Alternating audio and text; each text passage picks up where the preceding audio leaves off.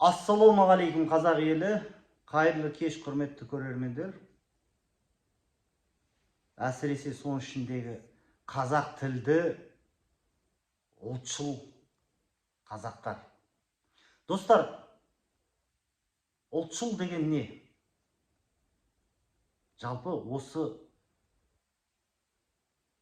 сөзге нені сыйдырғызуға болады? Және ұлтшылдар олар кімдер? Қазір осы ұлтшыл деген сөзді пайдаланатын адамдар көбейіп кетті. Жалпы қараңыздар, біз ұлтшылдар өзіміз мақсат қойдық. Осы тіл майданы қозғалысы біз айттық. Біздің мақсатымыз бір тіл, бір мемлекет. Осы тіл майданы қозғалысының мақсаты бір тіл, бір мемлекет. Біздің лозунгтарымыз қазақша сөйлеу және талап ету қылмыс емес.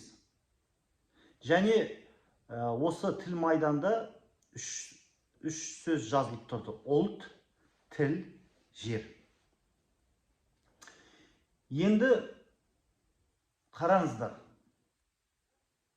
Біз ешқашан бір адамды мақтамадық.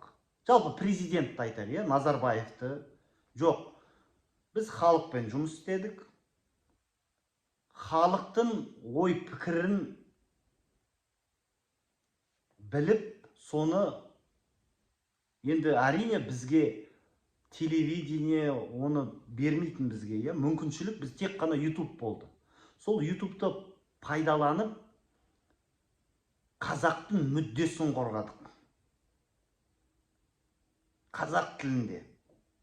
Және сол принциптен біз таймадық ешқашан. О президенттер келеді,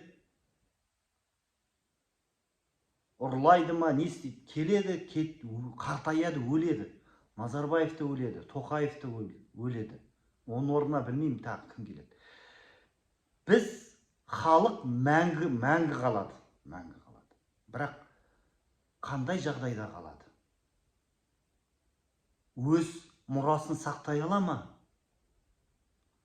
Қоғам қандай болады? Орыстанған бола ма? Ол түрі қазақ, ішкі дүниесі, орыс дүниесі бола ма? Біз сол тақырыптарды көтердік. Сондықтан осы жолда, Алаштың жолында тек қана ақиқатты, шындықты айту, жағымпаз болмау,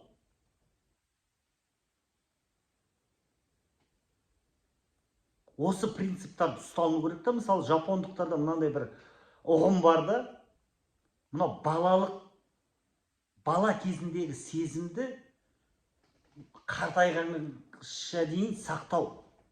Балада біреуді аяймыз, бір үлкен кісіге ауыр нәрсе әкелетсе барып көмектесеміз. Әділдік, жаман, жақсы деген сол ұғымдарды балалық кезіндегі сезімді қартайғанға шейін сол ұстанымды ұстап өту. Осы ұлтшылдықтың мақсаты. Сосын алаш қайраткерлері жапондықтарда неге жапондардың модельдерін алды? Өйткені сол бізге жақын. Біздің ішкі дүниемізге жақын сол. Сондықтан ұлтшылдық идеясын, идеологиясын біз қалыптастыру керекпіз. Қазақ тілді ұлтшыл сатқын емес. Билікті мақтап, Тоқаевты мақтап, ананы мынаны. Ондай президенттер келеді, кетеді, халық қалады. Бірақ халық қандай күйде қалады? Орыстанып, якут, бурят болып кете ме? Сондай мәңкүрт болып өз тілінен, салт дәстүрінен, қазақи сезімнен айырыла ма? Соны біз сақтай, соны ұйытқысын біз сақтай білу керекпіз де, соны бір жазып, ұлттық идеология қылып, біз жастарға табыстау керекпіз. Біздің мақсатымыз сол.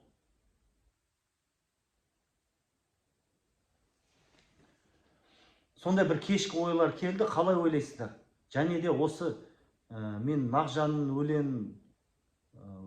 өлені бар да, мен жастарға сенемін. Мен ойлаймын, мен жастарға сенемін. Осы сөздерімді жастар тыңдаса екен.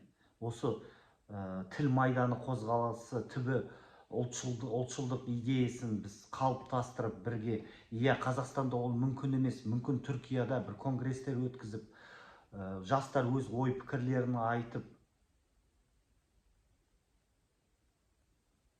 бірақ біз соны бір қағазға салып дұрыстап, иә, ұлтшылдық деген не, қазақтың салт дәстүр мәдениетіне сай ұлтшылдық идеясын, қазақ республикасы қандай болу керек, қазақ мемлекеті қандай болу керек, қазақ мемлекетінің иісі қандай иіс шығып тұру керек қазақ мемлекетінен.